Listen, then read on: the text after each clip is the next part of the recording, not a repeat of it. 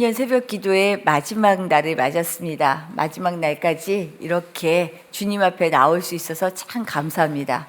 오늘 말씀은 여호수아 6장의 말씀입니다. 하나님께서는 불순종했던 이스라엘 백성들이 약속의 땅 가나안에 들어가는 것을 허락하지 않으셨죠. 막으셨습니다. 그래서 모세도 가나안 땅을 들어갈 수 없었어요. 바라만 보다가 죽음을 맞이했죠. 애굽에서 나올 때 20세 이상의 성인들 모두 광야에서 죽었습니다. 그렇게 40년의 세월이 이른 후에 모세를 이어 여호수아가 지도자가 되었고요. 이제 새로운 세대들이 윗세대는 실패한 가나안 입성을 지금 눈앞에 두고 있어요. 그런데 그때나 지금이나 동일합니다. 무엇이 동일하냐면 그 땅에 거저 들어갈 수가 없어요. 거기는 7 족속이 있습니다. 왕들도 여럿 있었어요. 그 앞을 그냥 그 땅을 차지할 수가 없어요. 어떻게 해요? 그들과 싸워 이겨야만 들어갈 수 있는 땅이에요. 말이 약속의 땅이지 거저 되어지는 게 아니더라고요. 하나님의 약속이 거저 안 이루어져요. 그리고 가나안으로 들어가는 지금 상황은 뭐냐면 바로 그 첫 관문 여리고 성입니다. 이제 어찌해서 요단강가는 기적처럼 건너왔어요. 하나님께서 강을 땅으로 만들어 주셨으니까 거길 건너왔는데 이제 첫 관문 이 성을 지나야 합니다. 이전 부모 세대에는 실패한 가나안 입성, 이제 다음 세대들이 여호수아를 위시하여 그 첫걸음을 떼고 있습니다. 두 세대가 깊은 바다와 같은 강을 건너는 동일한 이적도 경험했지만 또한 강력하게 떡 버티고 있는 가나안 족속들이 있다는 것도 동일하지만 결과는 달랐어요. 이것을 대처하는 마음은 상황은 달랐다는 거죠. 오늘 본문을 통해 우리에게 주시는 그래서 말씀을 2가지로 살펴보려고 합니다. 먼저는요. 하나님 앞에 필요한 것은 순종하는 믿음밖에 없습니다. 하나님 앞에서 다른 것 통하지 않아요. 순종하는 믿음만 필요합니다.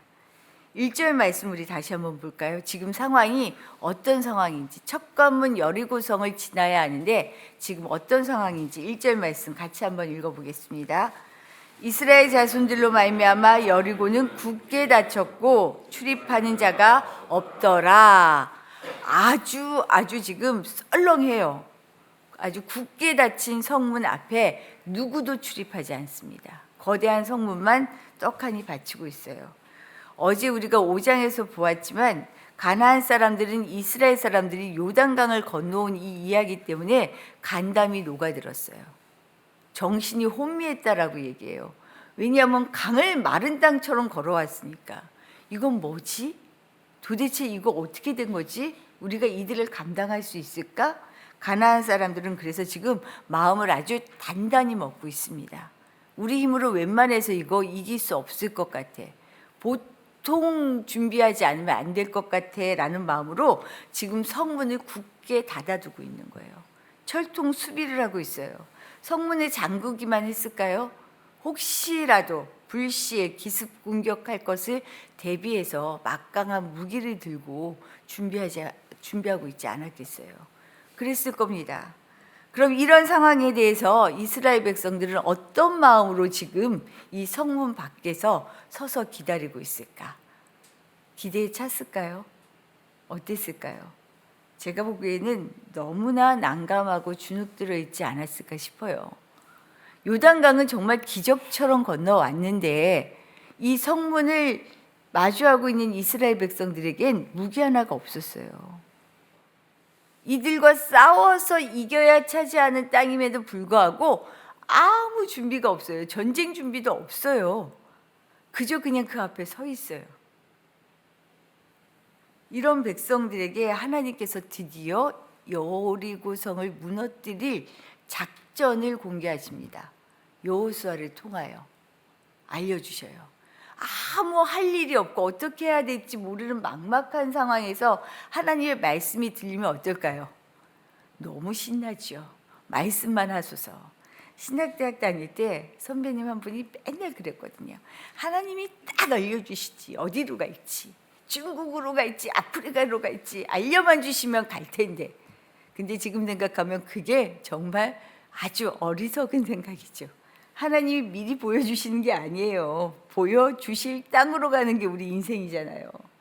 어디를 가야 하는지조차 우리가 말씀으로 날마다 깨달아야 하잖아요.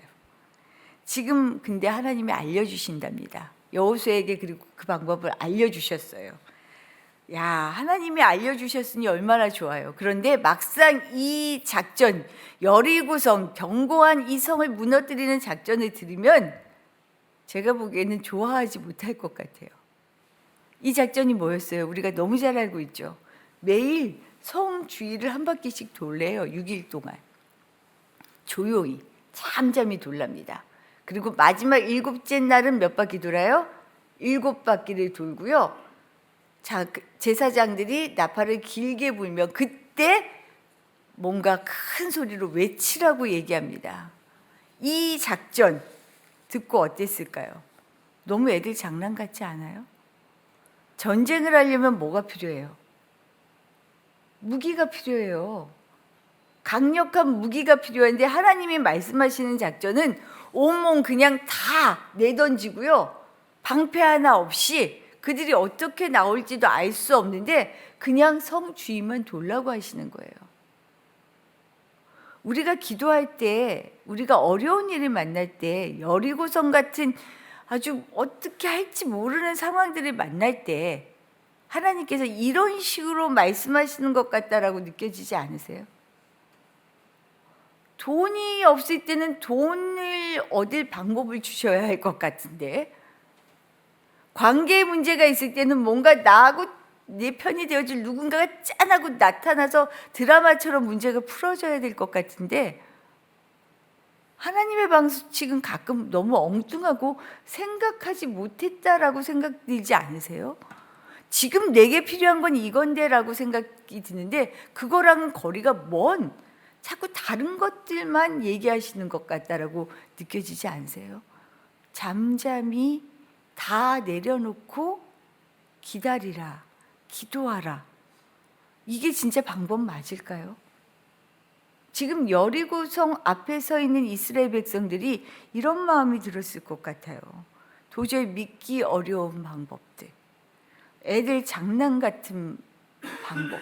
그런데 너무 우스운 건요, 우습다라는 표현. 여호수아가 그대로 이 말을 백성들에게 전합니다. 근데 백성들도요, 누구 하나 토를 달지 않고 오늘 이 말씀대로 따라가요. 이전 모습은 어땠어요? 이전 부모 세대가 가나안을 정탐하고 왔던 정탐꾼들의 이야기를 들었을 때 부모 세대는 달랐습니다. 울고불고 난리 났어요. 뭐 당장 들어가라는 것도 아니었어요. 이들처럼 성 앞에 있었던 곳, 성 앞에서 들어가도 아니었어요.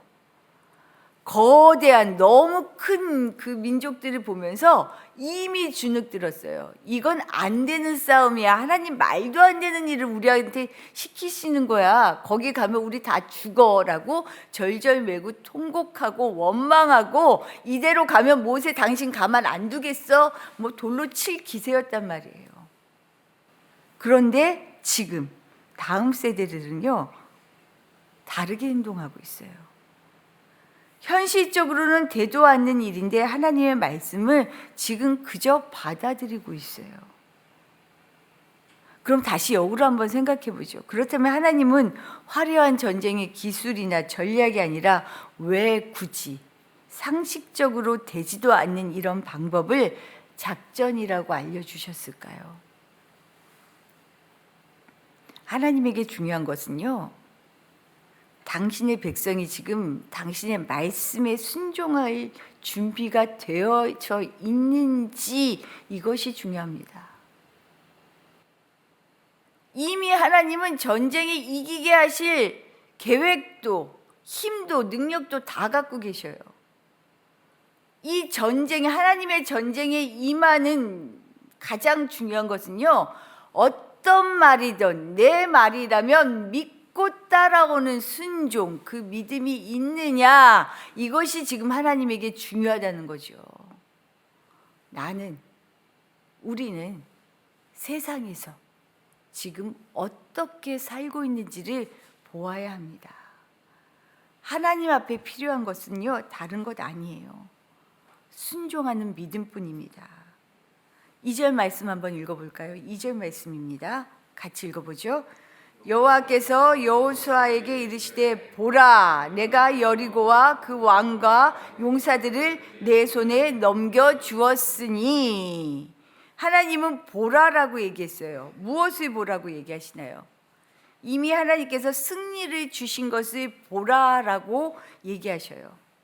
당신의 약속을 믿고 신뢰하라는 것입니다. 그럼 지금 이 약속이 현실적으로는 성취되었나요? 아니에요. 이것이 우리의 지금 똑같은 현실이에요. 하나님은 우리 앞에서 눈으로 현실적으로는 아무것도 이루어진 것이 없어요. 되어지지 않았어요.